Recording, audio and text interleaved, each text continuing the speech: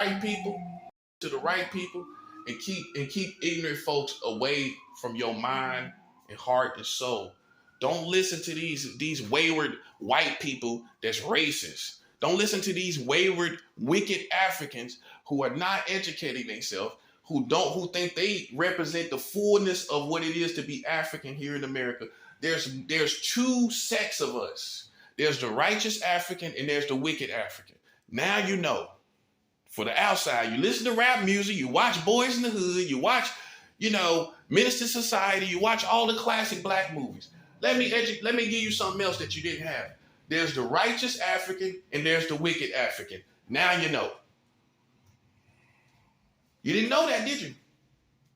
20-year-old white girl's like, oh, I didn't know that. No disrespect. Oh, I didn't know that. You got the righteous African and the wicked African? Really? Yeah, really. I thought that guy was the sellout. Well, that's called the righteous African. He has more responsibility. He cares more about the culture than the wicked African. That's a 7-hour boom. Well, the wicked African is fleecing the people. The wicked African only cares about utilizing the dollars of the Africans. Yeah, that's your community. You can go back to it and get money. But you don't care how they're being cultivated. You don't care how they're growing.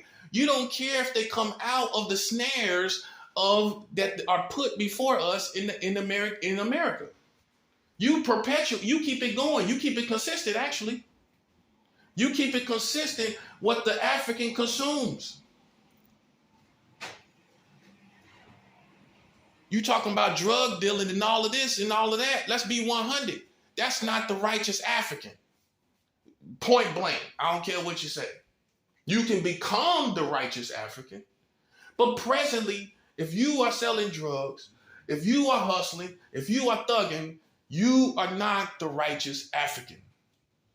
You have potential. You might insinuate righteousness. You might be on a journey to righteousness, but presently you have no foundation in righteousness. Let's be 100. We quick to tell people they're not thugs, right? I'm quick to tell you are not a righteous African. How about that part? Hey, we got people in the hood that do it all the time. They call out fake thugs, right? You call out fake gangsters, right? You call out fake dope dealers, right? You call out fake hustlers, right? People with fake gold chains and everything, right? You call them out, right? I'd rather not wear a chain at all if it's fake. I wear earrings that might be fake first before I wear a gold chain. I mean, it says a lot about you, man. You trying that hard. Why don't you just save your money and get a real gold chain? Anyway, we call that out, right? But we never call out and differentiate the righteous African from the wicked African. And you know what wind up happening? It's still going to happen. It's still going to be a collision between the righteous African and the wicked African. It's going to happen. Whether it happen in houses, you got the righteous African in the house, the wicked African in the house. One house, the righteous African, the wicked African. You might have a marriage where they both were wicked, and one of the spouses decide to be righteous, right? And the other one is wicked. So now you got the wicked righteous trying to raise the children, and you got the righteous African going this way trying to raise the children over here. It happens all the time. And guess what the kids wind up doing? Because they're young and it is more appealing to things of the world, they go with the wicked parent, the wicked African parent. And the righteous African parent gets looked at as a joke. Strange. The stranger in the house, that part.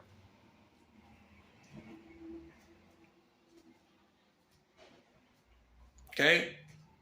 So you have the righteous African, the wicked African. So now the American community knows. Okay, this is how you know who's really black when we start talking like this. Because you can sit up and recite a million rap songs. White people can do that. Mexican people can do that. Puerto Rican can do that.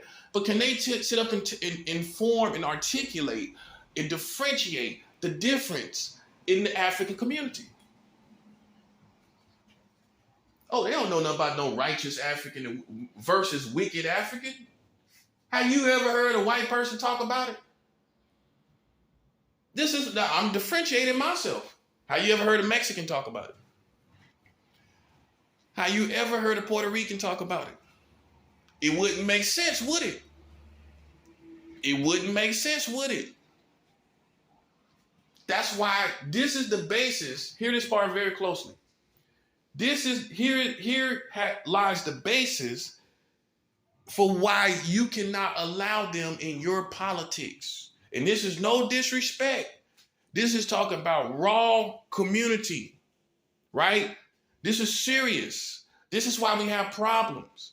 Because everybody, we barely got the white man out of our politics. See, listen closely. We barely got the white man out of our politics. Now we got to deal with the Mexicans and the Latinos and Hispanics and Latinos wanting to be in our politics. We don't need outsiders in the politics. And the reason why is because half of them, you can't have pure motives half the time. Or not even that. Sometimes you just don't know what's going on. You don't know any better. So then you a problem. You in the way. In other words, even if you got good motives, you still in the way. Because in all actuality, you really don't know what it is. You know parts of the streets, but you can't talk this language of righteous African versus wicked African. You can't talk it. So therefore, if you can't talk wicked African versus righteous African, who are you to come and try to correct the wicked African? Remind you, you don't know nothing about it. You just trying to correct who you feel is a black man or a black woman. But you don't know the difference between the righteous African or the wicked African. So you don't even know what the real politics are, because that person may have been esteemed as a sellout, but in all actuality is the righteous African. You see what I just did right there? I just smashed all the outsiders out the way. You don't need, listen. The most unique experience as far as ethnicity in the African American, in the community, is the African experience. The most unique experience in America is the African experience.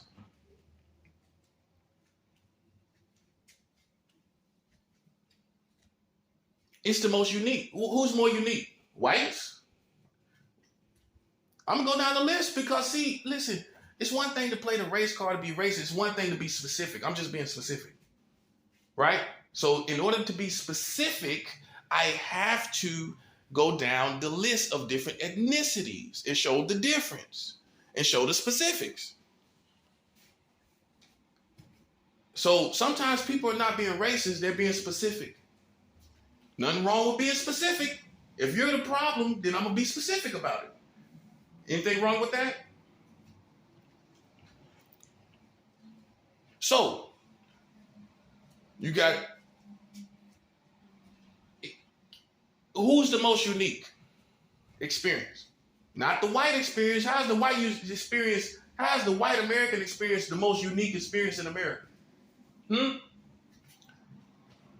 How is the Asian experience the most unique experience? How is the Hispanic and Latino experience the most unique experience? The most unique experience is the people that came from slavery right here, beaten, fought for rights, had the greatest leaders to talk about the problems in this country, and are now influencing the culture. That's the most unique experience. Therefore, hear this part. I know you want to hang on that part, but hear this part. You don't have no room to be trying to play around that if you don't know nothing about the righteous African or the wicked African. You ain't got, listen to all I just said. They went through slavery, civil rights movement, had the greatest leader, MLK, Malcolm X. Now influencing the culture with all types of music and clothing and all of that. How you now speaking on, just because you got a little taste of the culture, how you now speaking on the righteous African and the wicked African? You don't know nothing about the concepts. You don't know nothing about the dynamics of the righteous African and the wicked African.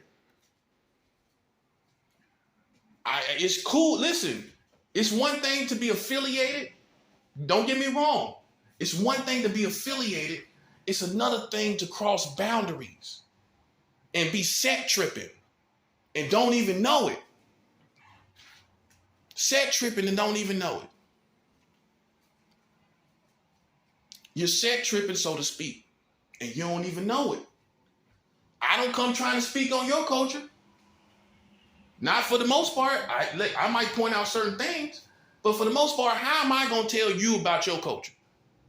How am I going to tell you about it fluently? How am I going to tell you about the Mexican-American experience? How am I going to tell you about that? I haven't grown up eating your food. I haven't grown up going up and down the streets and experiencing your culture and the things y'all do and don't do and how y'all make money and how y'all get this and that and the third. I don't know about that.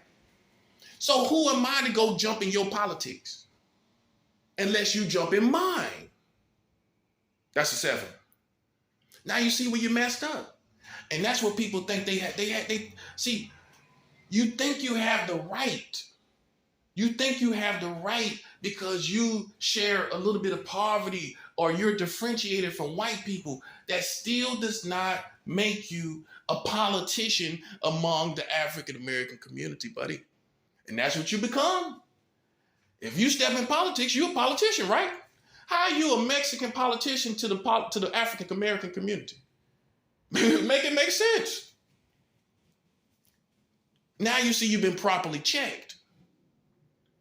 I don't know what everybody else do. Okay, you know, you got each other, you know, you got Mexicans calling, you know, saying nigga this, nigga that around black people. You got white people doing it too. You got Puerto Ricans doing it, saying nigga this, nigga that. I'm one of them kind of black guys that don't really feel good about that. I'm just being 100. And that's how you know I'm black. That's how you know I know the difference. And you know, it's everybody do it these days. Oh, well, come on, you know, everybody. But hey, come on now. It's one thing, like I said, it's one thing to be affiliated. It's another thing to cross boundaries. I never felt comfortable with some white guy talking about nigga. Yo, my nigga. Coming up all ignorant and stuff. My nigga, this my nigga, my... You don't share in the nigga experience. You don't share in the nigga experience, buddy. You don't have the right to be going around calling it. Or for real. When you share in the nigga experience, then even still, you won't really all the way. So I can't give that to you. I'm sorry. These are the thoroughs of the people. I know you got used to these people in the culture. You know, they sit around, black, white, Mexican, Hispanic, and Puerto Rican, and y'all all sit around calling each other niggas. Not here, buddy. Not here. Not here. Because you do not share in that experience. You can't walk down the street and be seen as a nigga. And that's what I'm talking about. And when you can do that, that's the day you can be going around talking about it and saying it. Until then, kick rocks with that. Okay? We don't listen. I don't want to hear anybody saying it if you don't live a nigga experience. White boys around here talking about nigga. Then you go to a mall and you get treated like a little yuppie, like a little college kid. You go in the store and they treat you like a little college kid. But then you come out here like into the ghetto talking about nigga this, nigga that. You have a different experience. Good enough of an example? Good enough of an example? Good enough of an example? Okay. And this is why I get offended. Because I know you don't know the difference. You're not dealing with some ignorant kid. I'm 41 years old. Listen, man. You're not dealing with no ignorant kid, man. That's what you first need to understand. That's what you first need to realize. Clear your mind, clear yourself, clear your soul, right? Clear your heart. All the foolishness that they said. Now you see who I am. Now you see why you got the problems you got. That part. Yeah. Well, you played around somebody that wasn't ignorant. That go for the police too. You look, nobody caring about your badge. We have evolved. Don't you realize that? The police no longer intimidate us. It ain't 1960. It's not 1965. We're not scared of being beat down by the police anymore. I'm not scared of the police. You know, we grown. We fully grown here. We're fully grown here. You don't intimidate us. You don't intimidate us anymore. You don't cause any fear to go in my heart. You know the difference? Because the insinuation is the police. Anytime they do sirens, that's insinuation. I don't care what vehicle it is. The insinuation is authorities. And it's a psychological, they use it as a psychological effect. Like the African excels at everything I put my mind to. I've studied your patterns. I studied who you are. You have not been more creatively inclined than me. You don't think I understand sooner or later about the patterns? African can watch anything over and over again, and they get the understanding of it. I can't speak for anybody else. They can see an animal walk by, go, animal go, go by the tree, That same animal go by the tree every day, He realizes the animal sees fruit or sees something down there. Okay. That might have been a little too deep for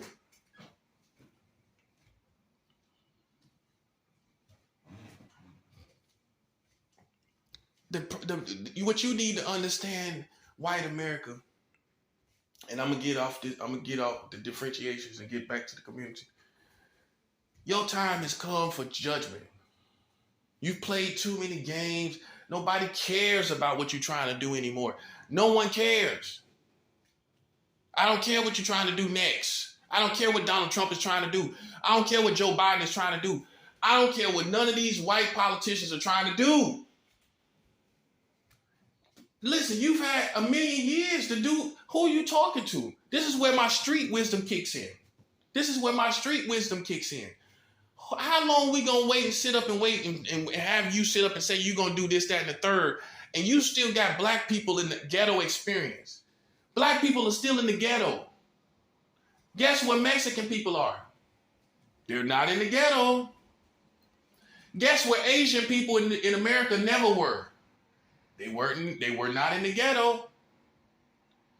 Every other ethnicity, hear this part very closely. How does every other ethnicity avoid poverty except for black people? Black people are the only ones that got to deal with poverty. How is that possible when poverty affects everybody? Why aren't there real ghettos for other ethnicities?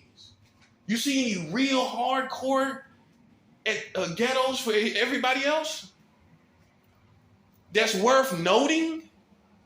I'm not talking about little neighborhoods of poverty. I ain't talking about that. I'm talking about big, huge, mammoth ghettos. No other ethnicity has them. And they got just as many people here as far as their ethnicity goes. as the next man.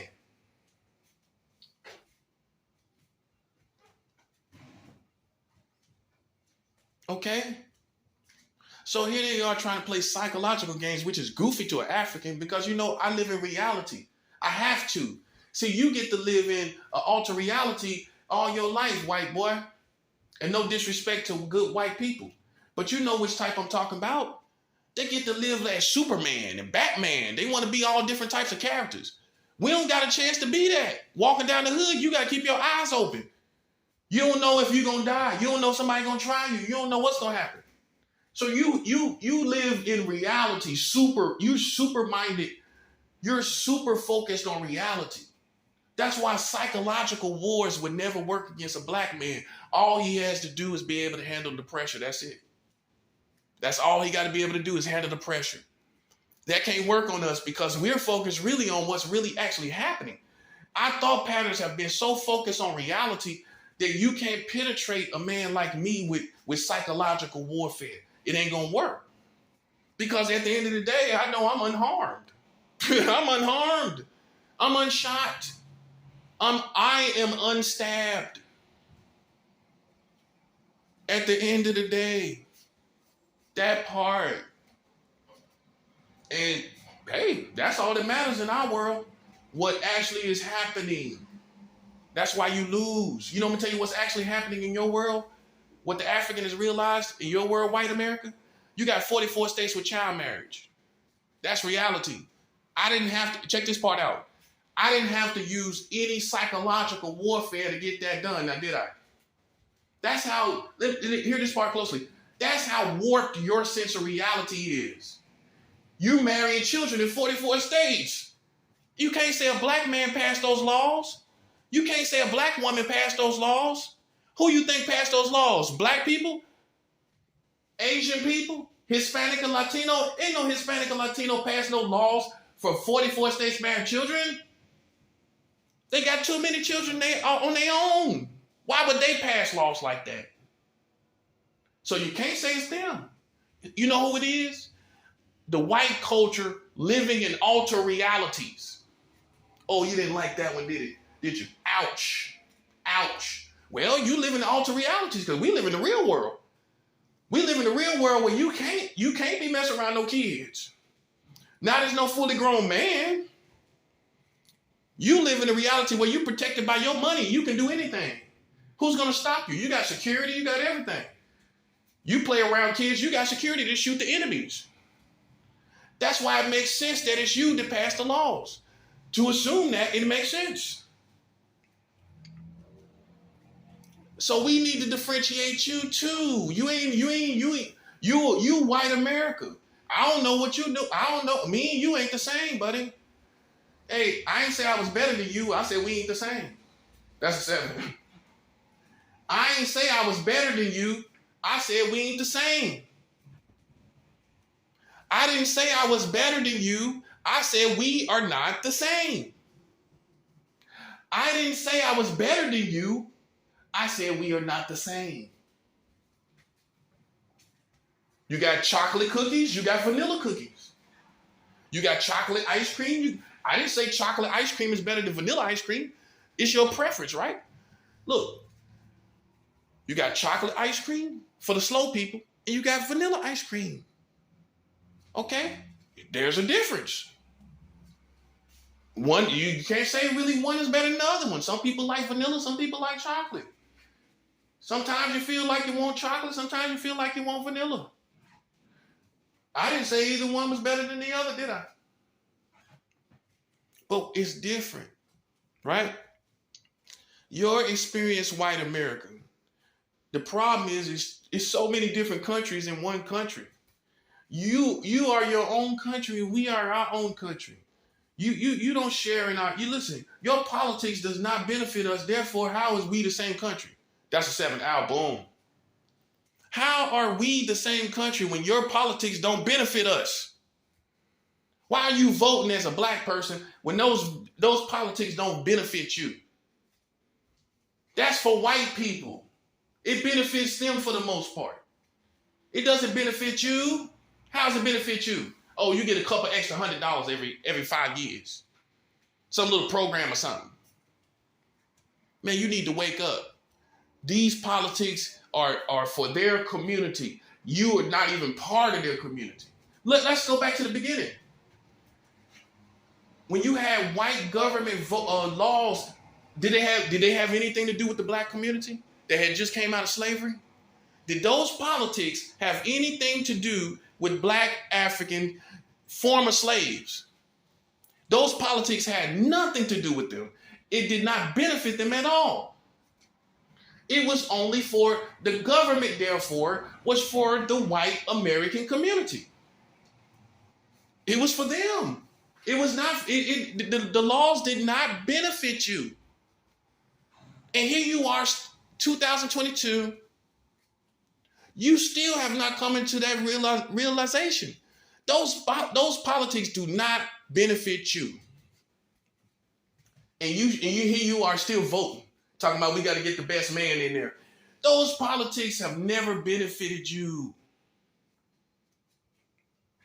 And when you realize that, you'll realize, hey, it stops with my generation.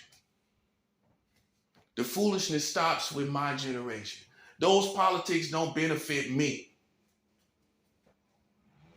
They don't. They do not benefit me. Like I said, when our ancestors came out of slavery, the American government laws and politics did not benefit Africans. Can we all agree on that?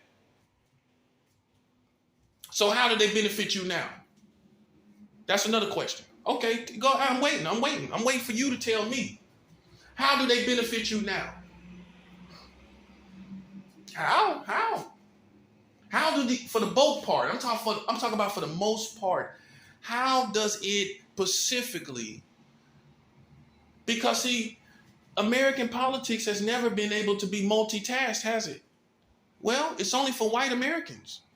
It isn't for Hispanic Americans, Latino Americans, African Americans. It's not for them. American politics has never been multitasked. Listen, look at it for what it is. How is that benefiting you? How are these laws benefiting you, buddy? And here you are going down there voting. And you think the right to vote is how you have become equal. But you're voting in a law system that does not benefit you.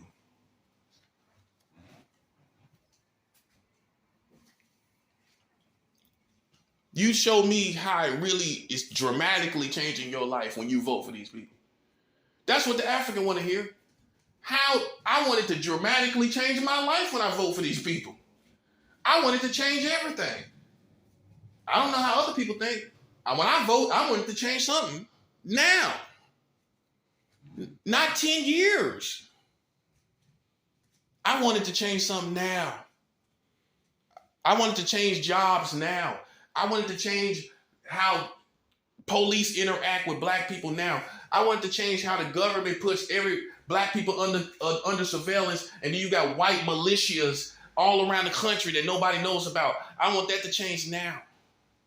Yeah, because as soon as the black man becomes something and becomes influential, here come the FBI. Right or wrong? As soon as the black man becomes influential, soon as he gains any kind of influence, here comes the circus. Here comes the clowns. That's racist. You got full-blown white militias in your country that no one knew about until January 6th. Did you know about Proud Boys? Not January 6th, before January 6th, some other stuff. Did you know about Proud Boys? Did you know about the Boogaloo?